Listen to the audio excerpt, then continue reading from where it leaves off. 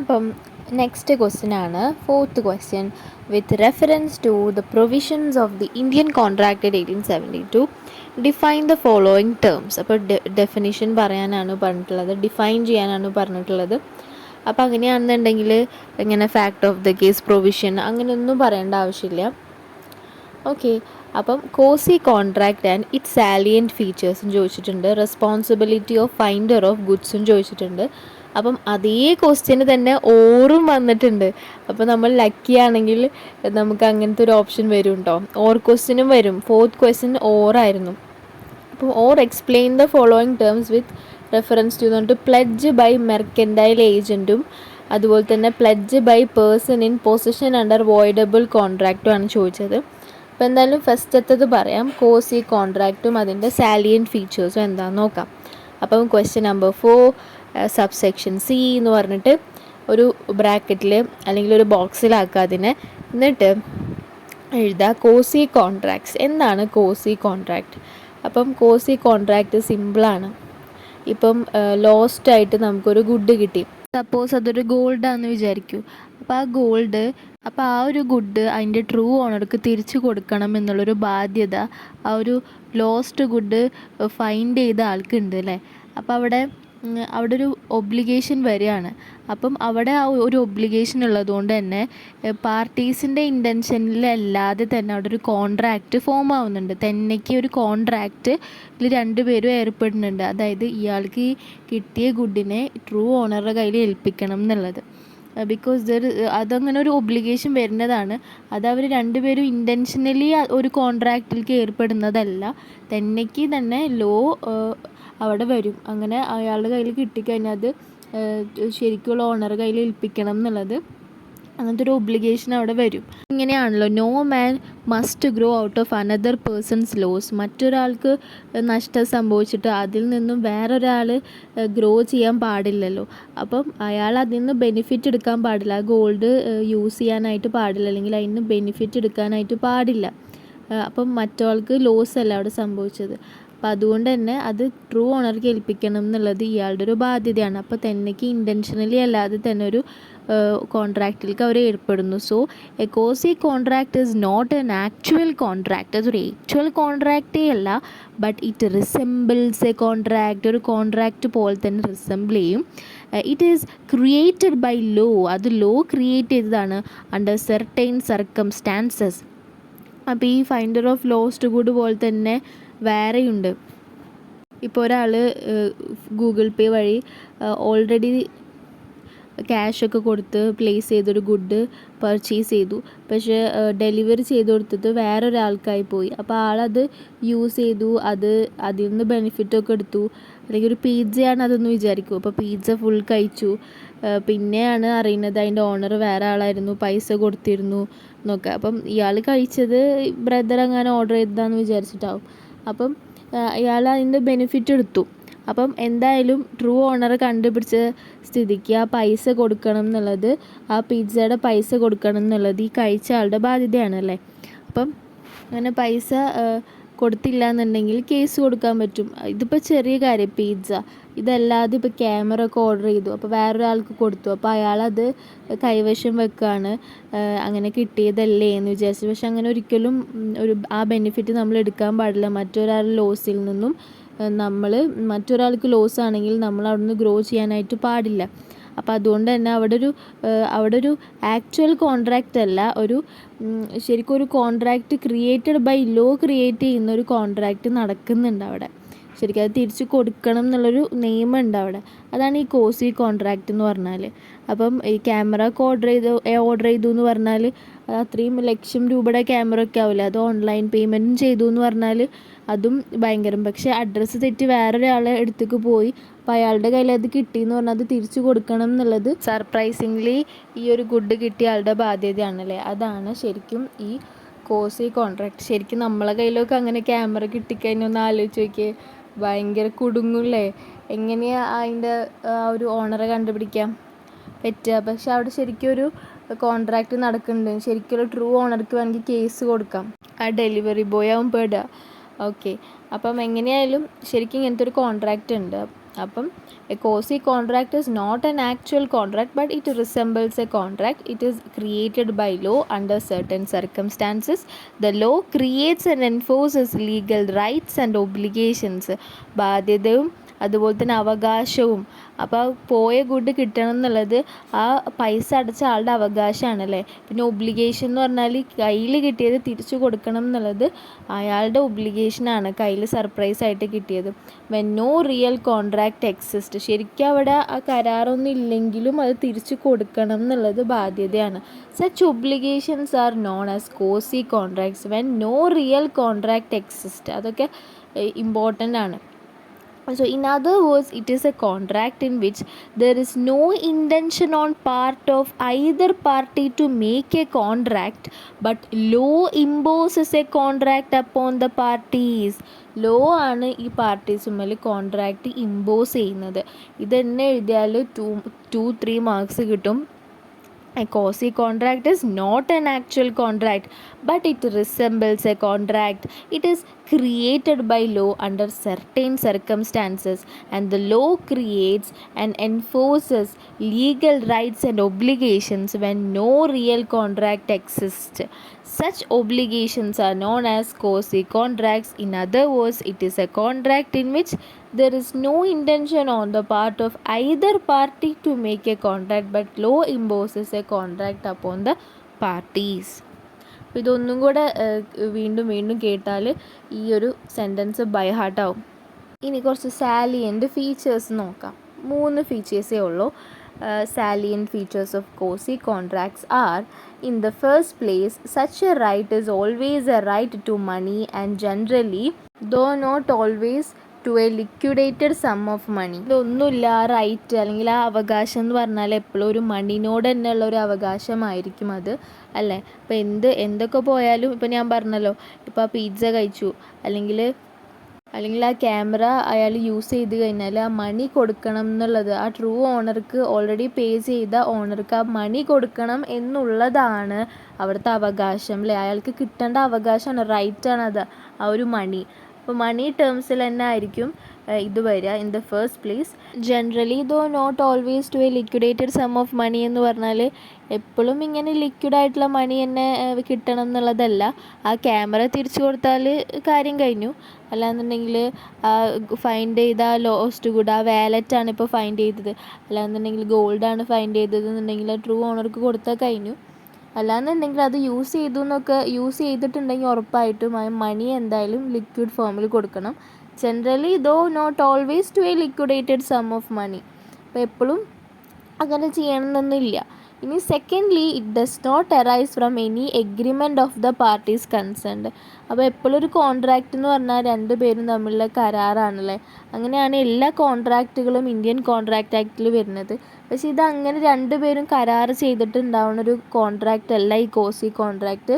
It does not arise from any agreement of the parties concern. Agreement എന്ന് പറഞ്ഞാൽ അറിയാലോ, 2 പേരും അങ്ങോട്ടും ഇങ്ങോട്ടും പറഞ്ഞ് അങ്ങനത്തെ ഒരു രീതിയിലൊക്കെ വരുന്നതാണ്. പക്ഷേ ഇവിടെ അങ്ങനെ ഒന്നും, it does not arise from the agreement of the parties concerned, but it is imposed by the law.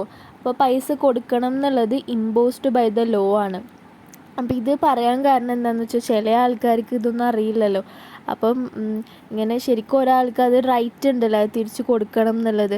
അപ്പോൾ ചിലരുടെ സാഹചര്യം കൊണ്ട് ആയിരിക്കും ചിലർ പറയും ഇല്ല എൻ്റെ കയ്യിൽ പൈസ ഇല്ല, ഞാനത് ഉപയോഗിച്ച് പോയി, എൻ്റെ കയ്യിൽ പൈസ ഇല്ല തരാമെന്നൊക്കെ പറഞ്ഞാൽ ആ ആക്രമിക്കപ്പെട്ട ആളുണ്ടാവുമല്ലോ, ഐ മീൻ ഈ ലോയിൽ അവരെ അഗ്രീവ്ഡ് പാർട്ടി എന്ന് പറയും. അതെ, എഗ്രീവ്ഡ് പാർട്ടി. അപ്പം ആക്രമിക്കപ്പെട്ട അല്ലെങ്കിൽ പറ്റിക്കപ്പെട്ട അല്ലെങ്കിൽ ഇങ്ങനത്തെ ഇതിന് വിധേയമായ പാർട്ടി ഉണ്ടല്ലോ, ഈ പൈസയൊക്കെ അടച്ചിട്ടും ആകെ മിസറബിളായി നിൽക്കുന്ന, അപ്പോൾ അവരുടെ റൈറ്റിനെ പ്രൊട്ടക്റ്റ് ചെയ്യാൻ വേണ്ടിയിട്ട് വന്ന കോൺട്രാക്റ്റാണിത്. അപ്പം എല്ലാവർക്കും ന്യായം കിട്ടണ്ടേ. അപ്പോൾ അങ്ങനെ കയ്യിൽ പൈസ ഇല്ല എന്നൊക്കെ പറഞ്ഞിട്ട് ഒഴിയാൻ പാടില്ലല്ലോ. ഒന്നില്ലെങ്കിൽ ആ ഗുഡ് തിരിച്ചു കൊടുക്കുക, അല്ലാന്നുണ്ടെങ്കിൽ പൈസ എങ്ങനെയെങ്കിലും ഒപ്പിച്ച് തിരിച്ചു കൊടുക്കണം എന്നുള്ളത് ലോ പറയുന്നതാണ്. ഓക്കെ, അപ്പോൾ നല്ല കോൺട്രാക്റ്റ് ആണല്ലോ ഇത്, എന്തായാലും വേണം. ഓക്കെ, അപ്പം എന്താണ്, but it is imposed by the law. Thirdly, it is a right which is available not against all the world. അപ്പം ഇതൊരു റൈറ്റാണ്, ഇതൊരു അവകാശമാണ്, വിച്ച് ഈസ് അവൈലബിൾ. അപ്പോൾ ഒരു ഫ്രേസൊക്കെ കൊടുത്ത് ഈ സെൻറ്റൻസിനെ കുറച്ചും കൂടി ബ്യൂട്ടിഫുൾ ആക്കുന്നുണ്ട്. Not against all the world but against a particular person. കണ്ടോ, ആ ഒരു എഗ്രീവ്ഡ് പാർട്ടി അല്ലെങ്കിൽ ആ ഒരൊറ്റ ഒരാളുണ്ടാവുമല്ലോ, അത്രയും മോഹിച്ചിട്ടായിരിക്കും ആ ക്യാമറ ഒക്കെ ഇത്രയും വലിയ ലക്ഷ്യങ്ങളൊക്കെ കൊടുത്ത് ഓർഡർ ചെയ്ത് വാങ്ങിയത്. അപ്പോഴായിരിക്കും വേറൊരാളുടെ കയ്യിൽ അഡ്രസ്സ് തെറ്റി പോണത്. അപ്പോൾ ആ ഒരു ആളുടെ റൈറ്റ് ഉണ്ടാവുമല്ലോ, അത് അത്രയും ആഗ്രഹിച്ച് അത്രയും പൈസയൊക്കെ പേയ്മെൻറ്റ് ചെയ്തതല്ലേ, അപ്പോൾ അയാൾക്ക് കിട്ടണം എന്നുള്ള ആ റൈറ്റിനെയാണ് ഇവിടെ പ്രൊട്ടക്റ്റ് ചെയ്യുന്നത്. Against a particular person or persons only.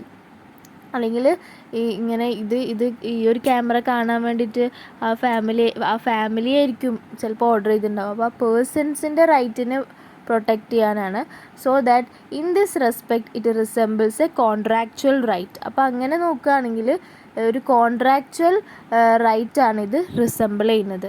ഒരു കരാറ് പോലെയുള്ള ഒരു അവകാശമാണ് ഇത് റിസെമ്പിൾ ചെയ്യുന്നത്. ഓക്കെ, ശരിക്കും അതൊരു കോൺട്രാക്ച്വൽ റൈറ്റാണ് ഇത് റിസെമ്പിൾ ചെയ്യുന്നത്. അപ്പം thirdly, it is a right which is available not against all the world but against a particular person.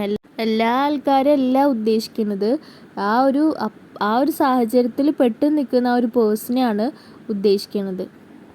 So in this respect it resembles a contractual right. അപ്പോൾ കരാറിൻ്റെ ആ ഒരു അവകാശം പോലെ തന്നെ, ശരിക്കുള്ള കരാറിൻ്റെ അവകാശം പോലെ തന്നെ ആവും എന്നാണ് പറയുന്നത്. ഇനി നെക്സ്റ്റ് ആണ് responsibility of finder of goods. അപ്പം ഒരു ഗുഡ് കണ്ടു കിട്ടിക്കഴിഞ്ഞാൽ അത് എന്ത് ചെയ്യണം?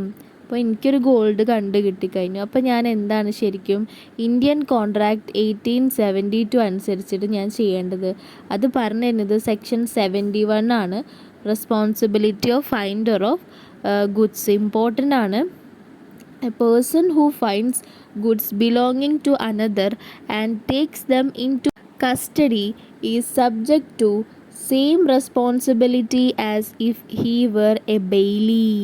ബെയിലിൻ്റെ അതേ റെസ്പോൺസിബിലിറ്റിയാണ്, അതായത് പൊസഷൻ ആണ് ഇപ്പോൾ കയ്യിലുള്ളത്.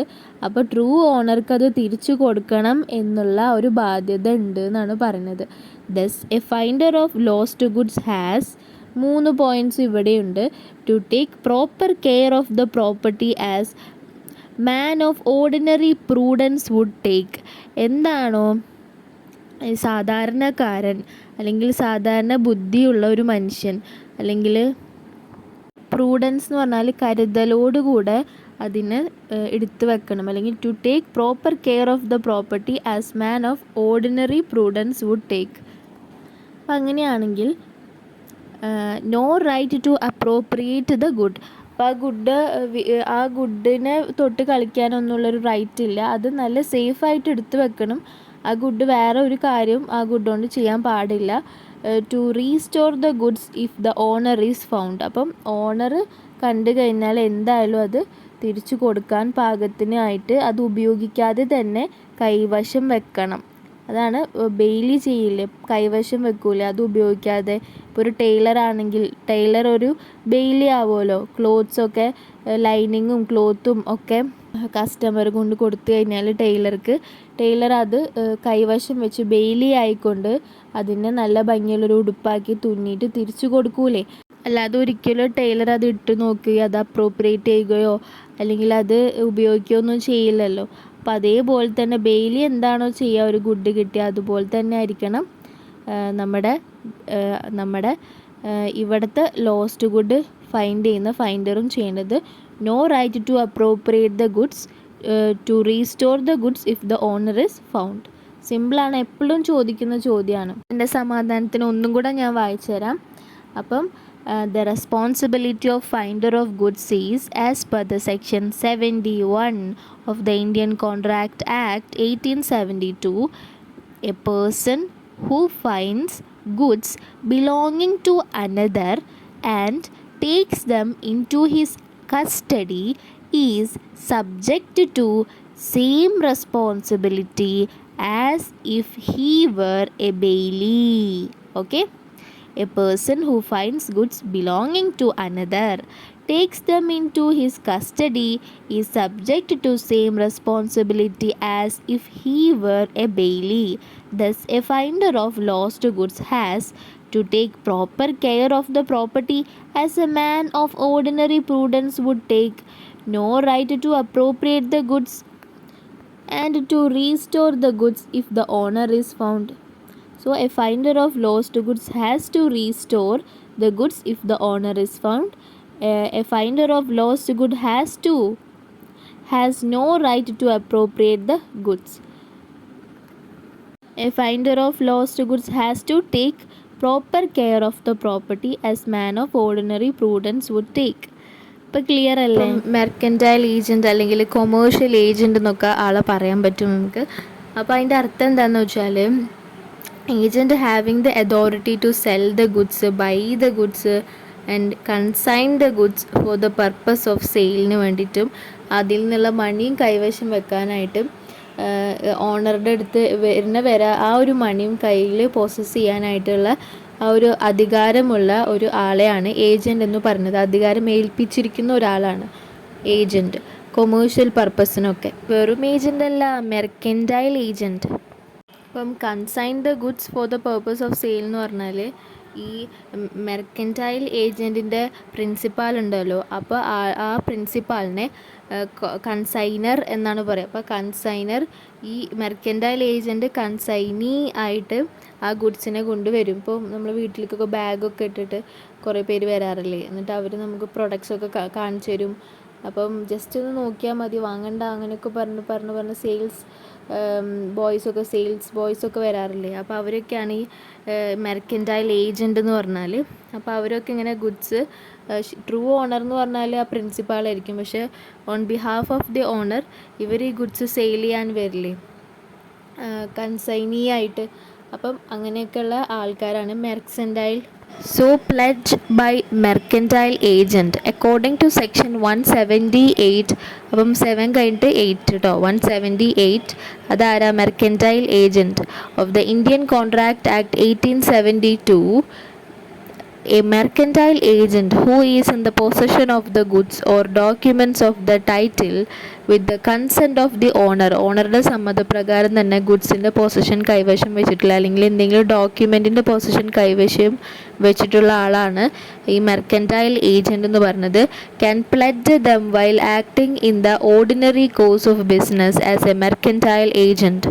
അപ്പം ഇങ്ങനെ ഏജൻ്റായിട്ട് വർക്ക് ചെയ്യുന്നതിൻ്റെ ഇടയിൽ പ്ലെഡ്ജ് ചെയ്യാനായിട്ട് പറ്റും ആ ഗുഡ്സിന്, പണയം വെക്കാനായിട്ട് പറ്റും ആ ഗുഡ്സിന്. പ്ലെഡ്ജ് മീൻസ് പണയം വെക്കാൻ പറ്റും.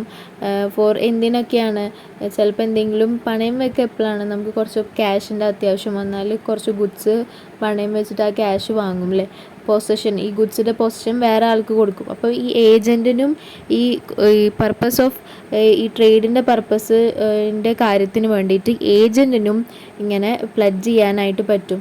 ഇങ്ങനെ ഗുഡ്സ് ഏജൻറ്റിന് ആര് കൊടുത്താണ്? പ്രിൻസിപ്പാൾ അല്ലെങ്കിൽ ഓണറാണ് ആ ഗുഡ്സ് കൊടുത്തത് പൊസഷൻ. ഈ പൊസഷൻ ഈ മെർക്കൻറ്റൈൽ ഏജൻറ്റിന് വേറെ ആൾക്ക് കൊടുക്കാൻ പറ്റും.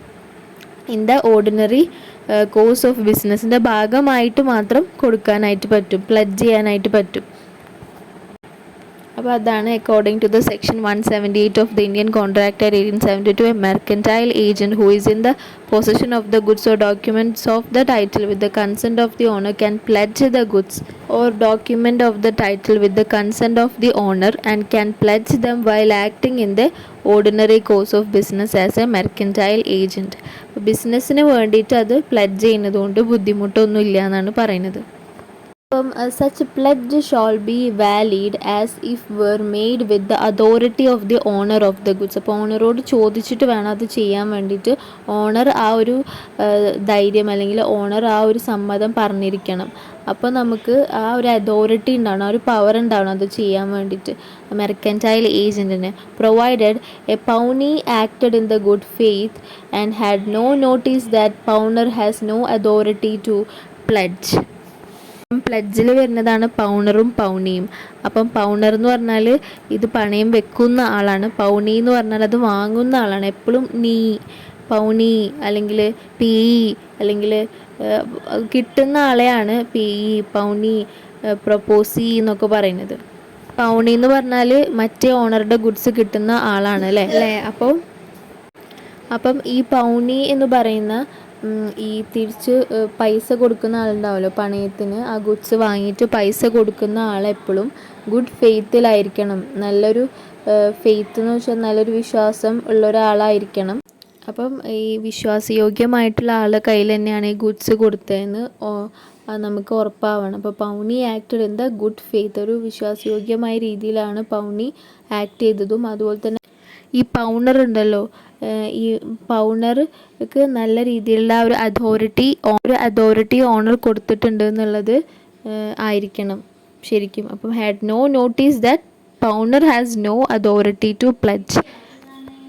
അതിൻ്റെ അർത്ഥം എന്താ? പൗണർക്ക് എന്തായാലും അതിനുള്ള ഒരു അധികാരം ഉണ്ടായിരിക്കണം. അതോറിറ്റി മീൻസ് അധികാരം ഉണ്ടായിരിക്കണം പ്ലഡ്ജ് ചെയ്യാനുള്ളത്. ഓക്കെ, അത്രേ ഉള്ളൂ. ഇനി നെക്സ്റ്റ് പോയിന്റ് ആണ് pledge by persons in possession under voidable contract. അപ്പോൾ ഇതും അങ്ങനെ തന്നെയാണ്. ഗുഡ്സിൻ്റെ കൈവശമുള്ള ആൾ, പൊസഷനിലുള്ള ആൾക്ക് പ്ലഡ്ജ് ചെയ്യാൻ പറ്റുമല്ലേ? പ്ലഡ്ജ് ചെയ്യാൻ മീൻസ് എന്താ? അത് പണയം വെക്കാൻ പറ്റും. അപ്പം അത് ഏത് കോൺട്രാക്റ്റിലാണെന്നാണ് പറയുന്നത്? വോയിഡബിൾ കോൺട്രാക്റ്റിൽ. അപ്പോൾ വോയിഡബിൾ കോൺട്രാക്റ്റ് എന്താണെന്ന് ആദ്യം അറിയണം. വോയിഡബിൾ കോൺട്രാക്റ്റ് എന്ന് പറഞ്ഞാൽ ഒന്നുമില്ല, സിമ്പിളാണ്.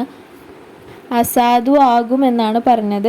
പക്ഷേ ആ ഒരു മറ്റാളോടുള്ള ഒരു പേടിയിൽ ഇയാളൊന്നും ആക്ട് ചെയ്യാതിരുന്നു കഴിഞ്ഞാൽ ആ കോൺട്രാക്റ്റ് വാലിഡ് കോൺട്രാക്റ്റായി മാറും, നിലവിലുള്ള ഒരു കോൺട്രാക്റ്റായി മാറും.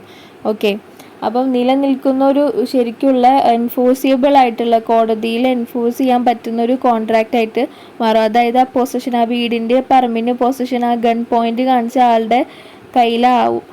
എപ്പോൾ ഇയാളൊന്നും മിണ്ടിയില്ല എന്നുണ്ടെങ്കിൽ എഗ്രീവ്ഡ് പാർട്ടി മിണ്ടിക്കഴിഞ്ഞാൽ ആ ഒരു കോൺട്രാക്റ്റ് വോയിഡ് ആവും, നിലനിൽക്കാത്തതാവും, അല്ലെങ്കിൽ അസാധുവായി പോകും. അതുകൊണ്ടാണ് വോയിഡബിൾ കോൺട്രാക്റ്റ് എന്ന് ഇതിനെ പറയുന്നത്. Voidable at the option of the aggrieved party only.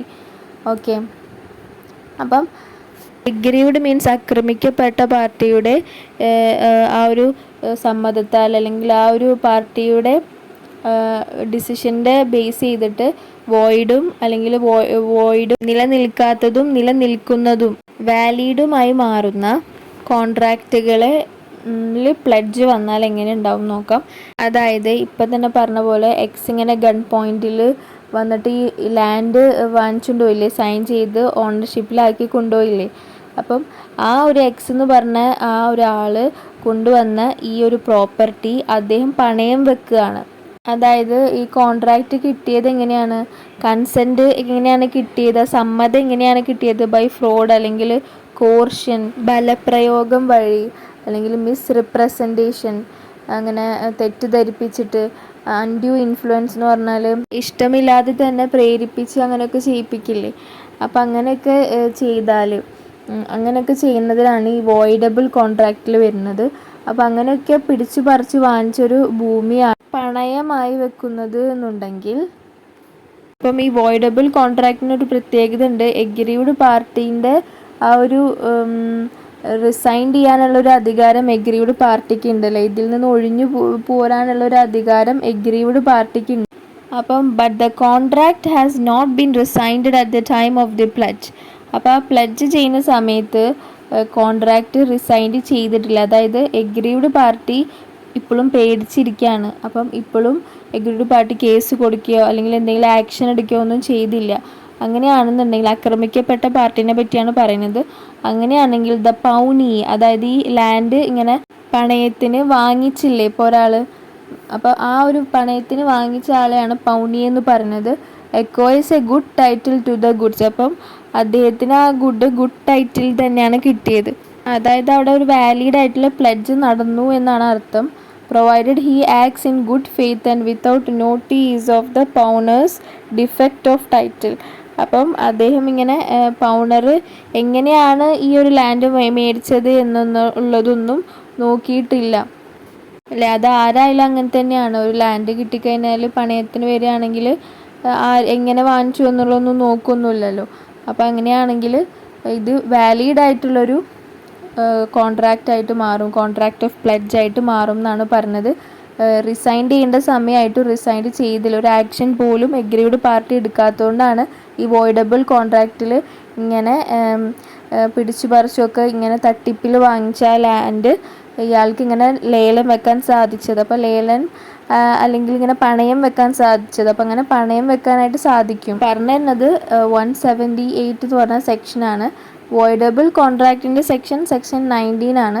അപ്പോൾ ഈ contract coercion, fraud, misrepresentation, undue influence ഒക്കെ കാരണം 19A എന്ന് പ്രത്യേകം എഴുതണം, എ എന്ന് എഴുതണം. സബ്സെക്ഷൻ എ ആണ് ഡിഫൈൻ ചെയ്യുന്നത്. But the contract has not been rescinded at the time of the pledge ആയതുകൊണ്ട് തന്നെ the pawnee acquires a good title to the good. Okay. And provide he acts in good faith and without notice of the pawner's defect of title. അതായത് അദ്ദേഹം പൗണി ചെയ്ത് ഈ പണി അറിഞ്ഞിട്ടില്ലാത്തതുകൊണ്ട് എന്തായാലും ഇത് വാലിഡായിട്ട് മാറും, ഈ ഒരു pledge by the person in position under voidable contract. ഒന്നും കൂടി അത് വായിക്കണോ? അപ്പം according to the section 178A of the Indian Contract Act 1872, when the pawner has obtained the possession of the goods pledged by him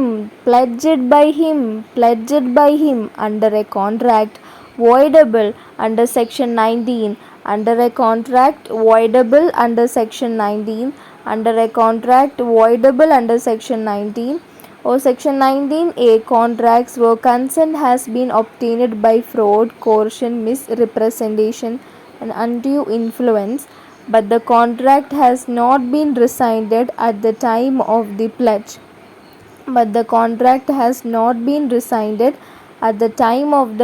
ആണെങ്കിൽ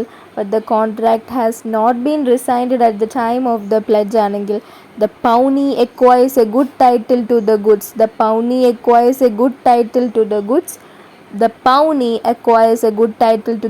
And provided he acts in good faith and without notice of the pawner's defect of title.